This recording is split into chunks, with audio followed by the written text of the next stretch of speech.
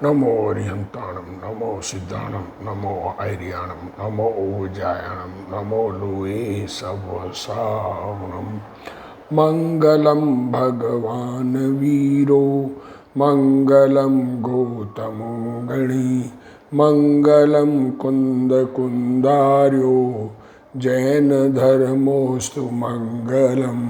सर्वमंगल मांगल्यम सर्वकल्याणकारकम, प्रधानम सर्वधर्माणम, जैनम जयतु शासनम।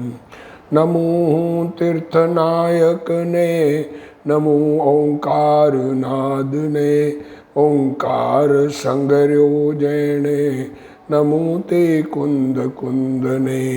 अहो उपकार जिन वरनो, कुंदनो ध्वनि दिव्यनो, जिन कुंद ध्वनि आप्या, अहो ते गुरु कहाननो। मंगलमय मंगल करण, वीतराग विज्ञान, नमो ताहि जाते भय, अरहंतादि महान। करि मंगल करियो महा, ग्रंथ करण के काज, जाते मिले समाज सब, पावे निज पद राज। मिथ्या भाव अभाव ते, जो प्रगटे निज भाव, सो जयवंत रहो सदा, यही मोक्ष उपाव। सो निज भाव सदा सुखद, अपनो करो प्रकाश, जो बहुविधि भव दुखन के, करिहे सत्यानाश। मोक्ष मार्ग प्रकाशक पूज्य गुरुदेव श्री कान्जी स्वामी के प्रवचन भाग 3, व्यवहाराभाषी का प्रकरण चल रहा है। व्यवहाराभाषी जीव अजीव का स्वरूप अन्यथा मानता है, आश्रव का स्वरूप अन्यथा मानता है, संवर का स्वरूप अन्यथा मानता है, तो अब बंध का स्वरूप अन्यथा मानता है, उसकी चर्चा चलेगी। तथा बंध तत्व में जो अशुभ भावों से नरकादि रूप पाप का बंध हो, उसे तो बुरा जानता है, क्या करें। और शुभ भावों से देवादि रूप पुण्य का बंध हो, उसे भला जानता है। क्या कहा? बंधन में नरक अशुभ भावों से जो नरकादि गति, नरक तिर्यंच आदि गति, उसका बंधन हो, उसको तो जानता है बुरा। और शुभ भावों से देवादि रूप पुण्य का बंध हो, उसे जानता है भला। तो ये तो सारी दुनिया, परंतु सभी जीवों का दुख सामग्री में द्वेष और सुख सामग्री में राग पाया जाता है। इसमें क्या विशेषता हुई तुमने जिन धर्म को जानकर? क्योंकि अनुकूलता सबको अच्छी लगती है और प्रतिकूलता सबको बुरी लगती है। सो इसके भी राग द्वेष करने का सावधान हुआ। जैसा इस पर्याय संबंधी सुख दुख सामग्री में राग द्वेष करना है, जैसे वर्तमान इस मनुष्य पर्याय में अनुकूल संयोग मिले, 4 आदमी पूछने वाले मिले, इज्जत मिले, धन मिले, तो ये समझता है अच्छा है। और धन चला जाए, नुकसान हो जाए, मकान आदि बिक जाए, अकेला रह जाए, तो समझता है बुरा है। तो ये राग द्वेष हुआ। वैसे यहाँ पर जो सुख दुख सामग्री में राग द्वेष होता है, वैसे ही आगामी पर्याय संबंधी सुख दुख सामग्री में राग द्वेष करना है। क्या अंतर है दोनों में? तो विचार करें, ख्याल में आवे कि स्वर्ग में अच्छा और नरक में बुरा, ऐसी अगर मान्यता है तो सुख दुख सामग्री में राग द्वेष का अभिप्राय हुआ। तथा शुभ अशुभ भावों से पुण्य पाप का विशेष तो आघाती कर्मों में होता है। क्या करें? अभी ये बात बहुत सटीक है, समझ में आने लायक है। शुभ अशुभ भाव में पुण्य और पाप का जो विशेष कहा है, वो तो आघाती कर्मों में है, मतलब संयोग मिलाने में है। आत्मा के जो संयोग मिलते हैं उनके कारण उनमें शुभ अशुभ का भेद है। आयु, नाम, गोत्र और वेदनीय, इनमें शुभ अशुभ का भेद है। आत्मा के कुछ नुकसान नहीं होता उस शुभ अशुभ के भेद से, तो परंतु अघाती कर्म आत्मगुण के घातक नहीं है तथा शुभ अशुभ भावों से घाती कर्मों तक का निरंतर तो बंद होता है। देखो, शुभ और अशुभ भाव आत्मा में होंगे तो घाती कर्म तो निरंतर बन रहे हैं, छूटते ही नहीं है, वे सर्व पाप रूप ही है और वही आत्मगुण के घातक है। घाती कर्म तो निरंतर, शुभ भाव हो या अशुभ भाव हो, घाती कर्म का बंधना छूटता ही नहीं। घाती कर्म का बंधन तो आत्म अनुभव पूर्वक छूटता है। इसलिए अशुद्ध भावों से कर्म बंद होता है, उसमें भला बुरा जानना वही मिथ्या श्रद्धान है। सो ऐसे श्रद्धान से बंद का भी सत्य श्रद्धान नहीं है। जो हिंसा, झूठ, चोरी आदि अशुभ भावों से नरकादि रूप पाप बंद को बुरा जानता है तथा दया दानादि के बंद को, शुभ बंद को भला जानता है, वह मिथ्या दृष्टि है। क्या कहें, जो पाप बंद होता है उसको तो समझता है बंधन होता है, पुण्य बंद को बंधन गिनते भी नहीं है लोग बाग, ऐसे हैं। ये शुभ अशुभ दोनों बंद है, दोनों ही आत्मा का हित नहीं करते। मुझे दया दानादि के भाव से पुण्य तो बंधा न, क्या मानता है, मैं दया करी, दान किया तो उससे मुझे पुण्य बंधन तो हुआ न।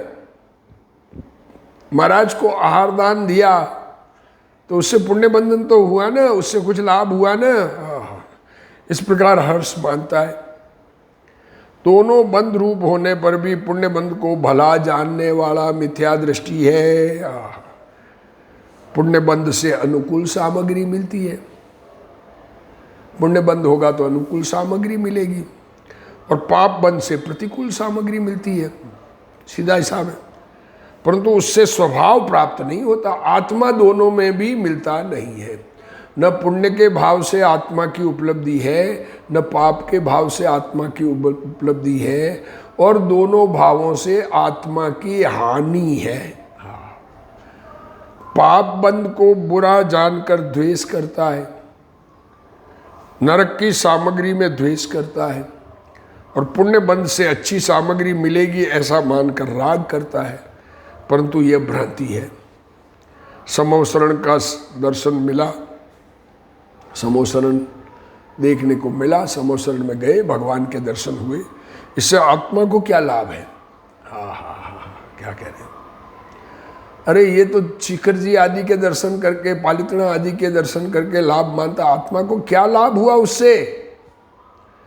पर वस्तु से लाभ हानि नहीं है। स्वर्ग में जाकर फिर भगवान के पास जाऊंगा, क्या कह रहे? स्वर्ग में जाऊंगा, वहां से भगवान के पास जाऊंगा, तो वहां क्या मिला? स्वर्ग में जाके भगवान के पास जाएंगे तो भगवान के पास जाने से क्या मिला? आत्मा मिल सकता है क्या? समोसरण तो जड़ है, पर है। क्या कह रहे हैं गुरुदेव श्री? इसका मतलब क्या? समोसरण में अरे जाना आने की बात नहीं है, बात ये कि उससे लाभ क्या है? जड़ है, पर है, जीव वहां अनंत बार गया है। अरे भगवान के समोसरण में अनंत बार जीव गया है। अरे अनंत बार खुद दिगंबर मुनि बना है। बाहर से द्रविलिंगी, दिखने में मुनि एकदम कोई फर्क नहीं दिखे दुनिया को। द्रविलिंग धार अनंत बार ग्रेवेक उपजायो, पे निज आत्म ज्ञान बिना सुख लेस न पायो। पर सामग्री से स्वभाव की प्राप्ति नहीं होती। दूसरी सामग्री, पर की सामग्री या पर सामग्री, वास्तविकता में सामग्री से स्वभाव की प्राप्ति नहीं होती। अज्ञानी जीव प्रतिकूल सामग्री में द्वेष। अज्ञानी जीव को क्या, प्रतिकूल सामग्री बुरी लगती है और अनुकूल सामग्री में राग होता है। यही मिथ्यात्व है। मिथ्यात्व किसे कहते हैं?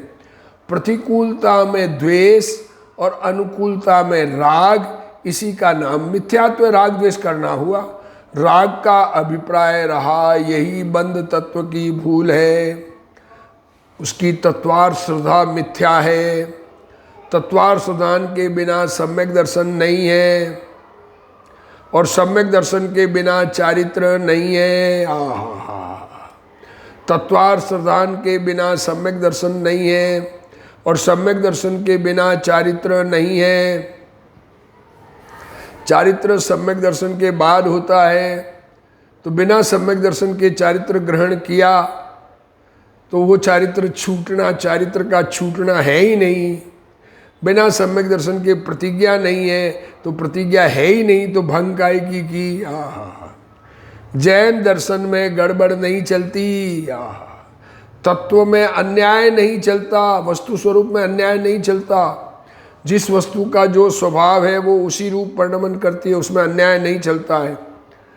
अबंध स्वभाव के श्रद्धा ज्ञान चारित्र से धर्म होता है। आत्मा का स्वभाव बंधन रहित, चेतन रूप, ज्ञायक रूप, जानने देखने रूप, उस स्वभाव के श्रद्धा ज्ञान चारित्र से धर्म होता है। अज्ञानी जीव 16 कारण भावना में राग करता है। क्या कहता है? 16 कारण भाए तीर्थंकर जे भय, हर्षे इंद्र अपार मेरु पे ले गए। क्या कह रहे? तो अज्ञानी जीव ऐसी 16 कारण भावना, हम तीर्थंकर बनेंगे, तीर्थंकर बन के मोक्ष जाने वाले और बगैर तीर्थंकर बन के मोक्ष जाने वाले में कोई मोक्ष में अंतर है क्या? सिद्ध भगवान में। अज्ञानी को तीर्थंकर प्रकृति का बंध नहीं होता। तीर्थंकर प्रकृति का बंध 16 कारण भावना के राग से नहीं होता है। आत्मा में एकाग्रता पूर्वक जो 16 कारण के भाव आत्मा में उत्पन्न होते हैं उससे होता है। ज्ञानी जीव राग का को हे मानता है। जिसे तीर्थंकर प्रकृति बंधती है वो प्रकृति को हे मानता है और तीर्थंकर प्रकृति के बंध को भी हे मानता है। ऐसे जीव में से किसी को कमजोरी व शुभ राग आवे, अरे आत्मा के अनुभवी को राग आ जाए तो तीर्थंकर प्रकृति बंध जाती है।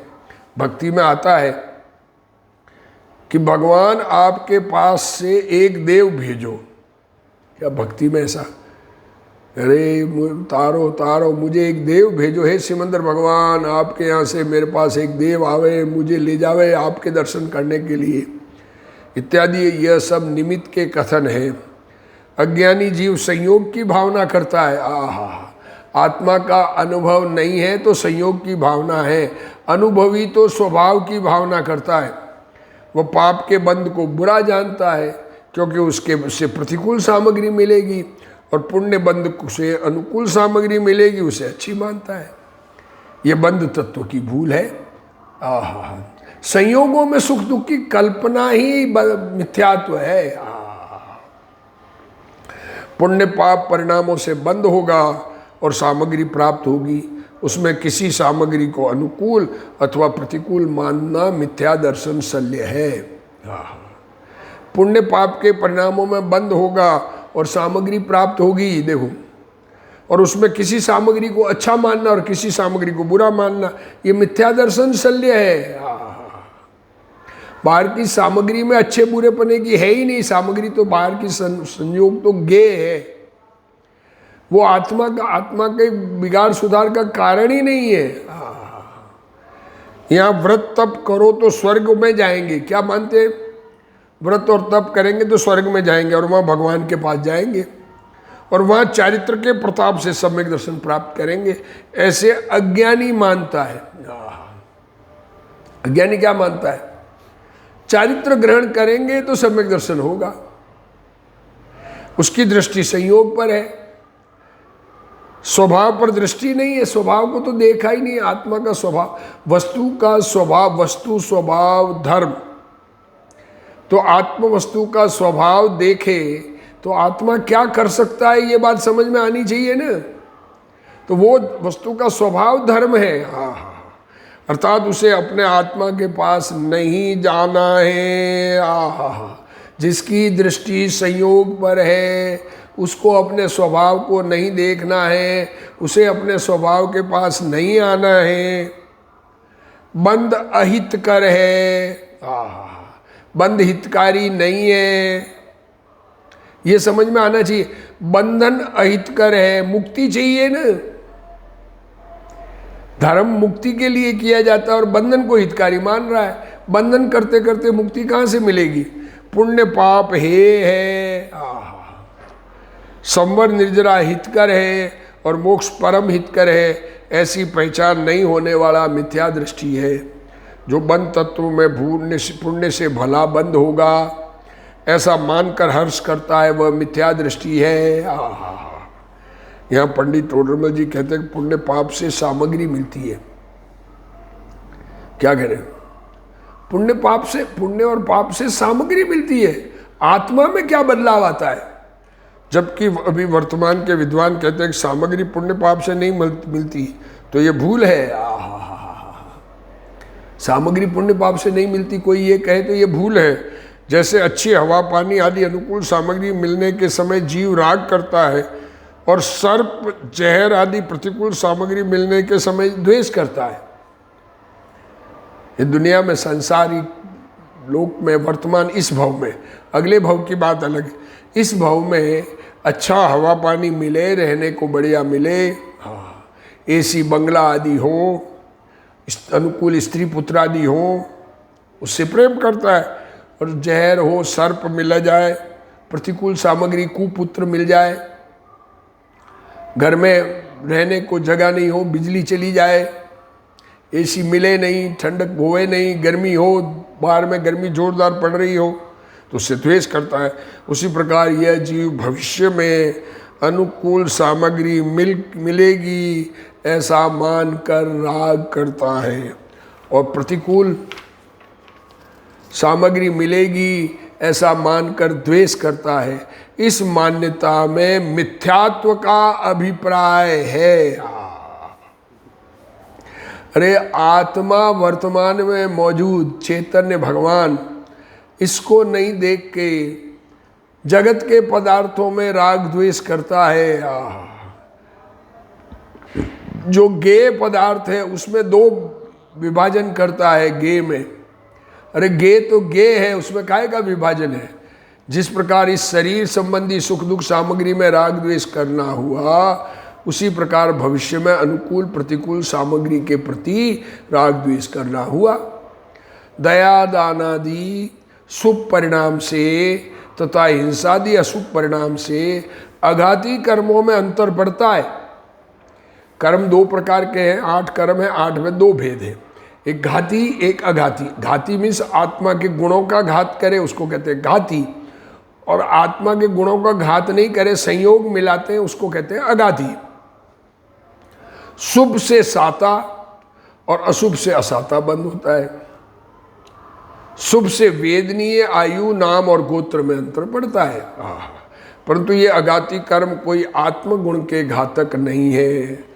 शुभ अशुभ भावों से घाती कर्मों का बंध तो निरंतर होता है। जो की सर्व पाप रूप ही है। क्या कह रहे हैं? घाती कर्मों का बंधन तो सर्व पाप रूप ही है। यहां सवाल कम ज्यादा बंध का नहीं, कम ज्यादा की बात नहीं है।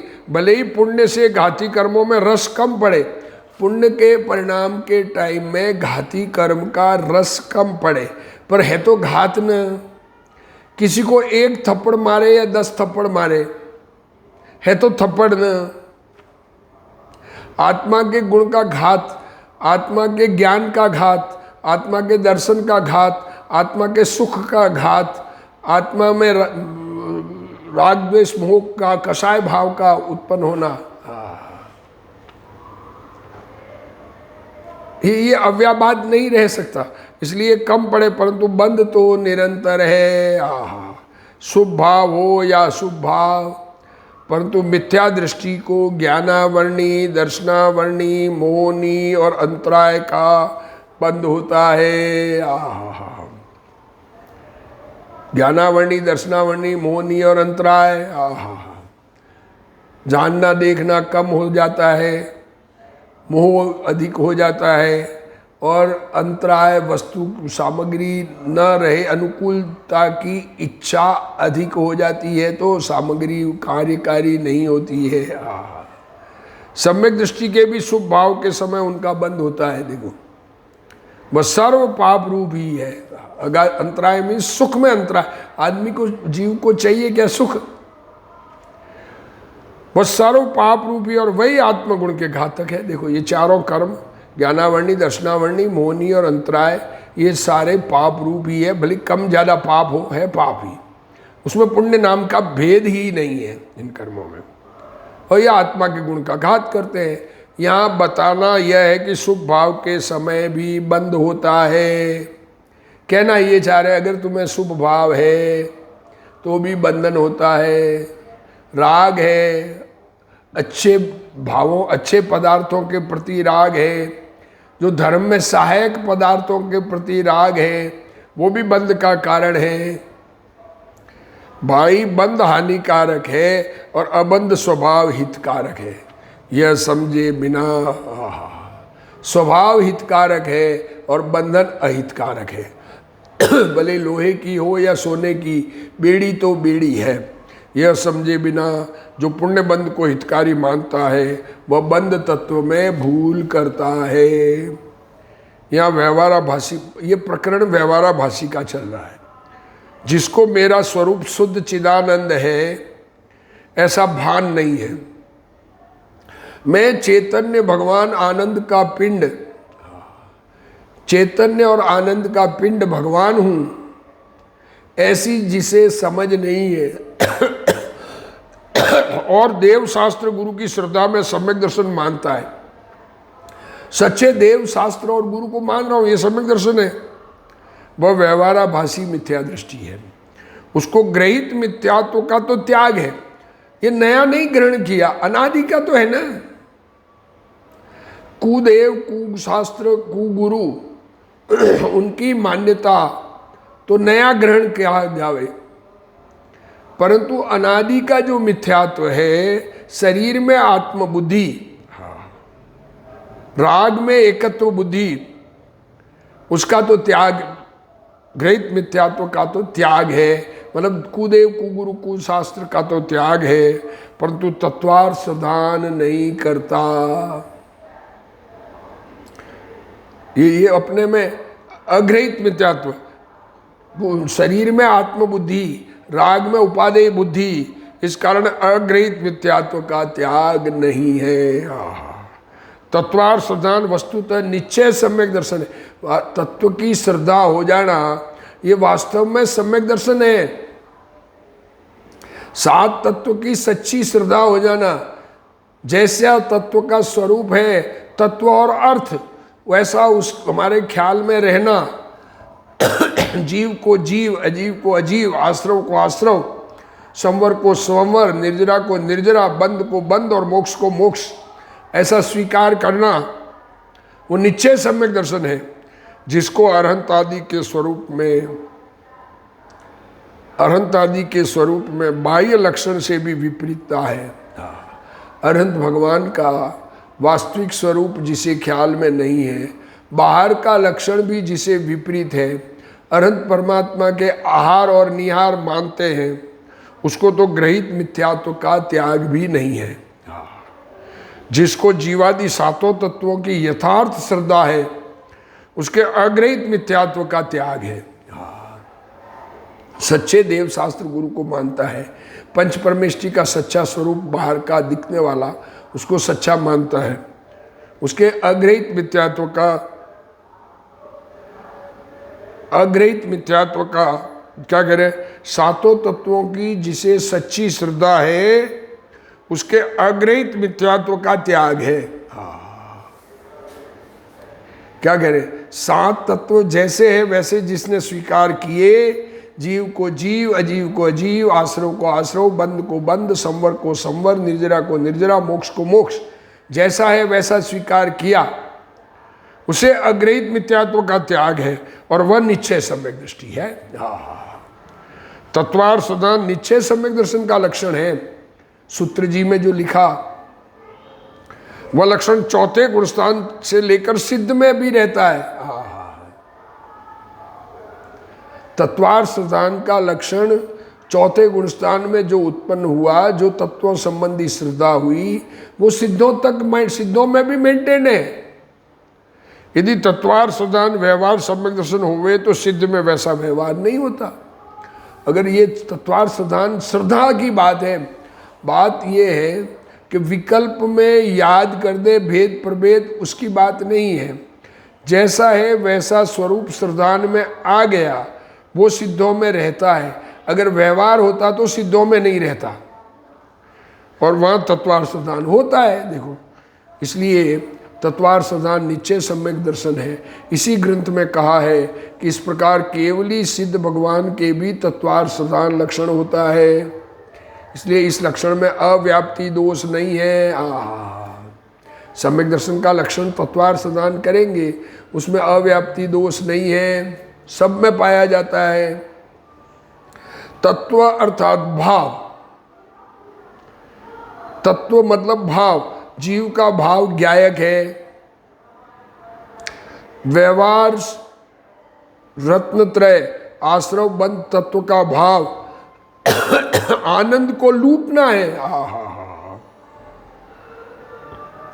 क्या कह रहे? आश्रव और बंद भाव, उससे आत्मा का आनंद मिटता है, नष्ट होता है। ऐसे भाव का भाषण होना निश्चय सम्यक दर्शन है। जीव का ज्ञायक स्वभाव है, अजीव का स्वभाव जड़ है। पुण्य पाप दोनों आश्रव है, हेय है। बंध अहितकारी है, संवर निर्जरा हितरूप है, और मोक्ष परम हितरूप है। ऐसा भाव भाषण होना तत्वार सिद्धांत है।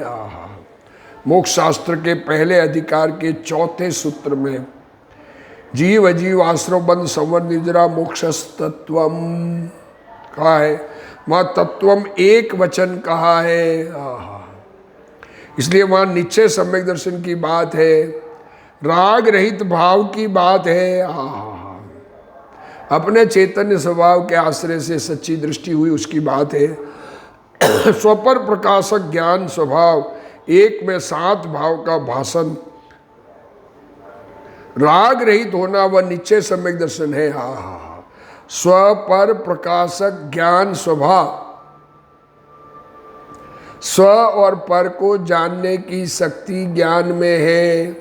ऐसे ज्ञान स्वभाव को, उसमें 7 तत्व समझ में आना, ख्याल में आना, और राग नहीं होना, उसका नाम निश्चय सम्यक दर्शन है। तथा तत्वार सूत्र में सम्यक दर्शन के निसर्गज और अधिगमज ऐसे 2 भेद बताए हैं। क्या कहा?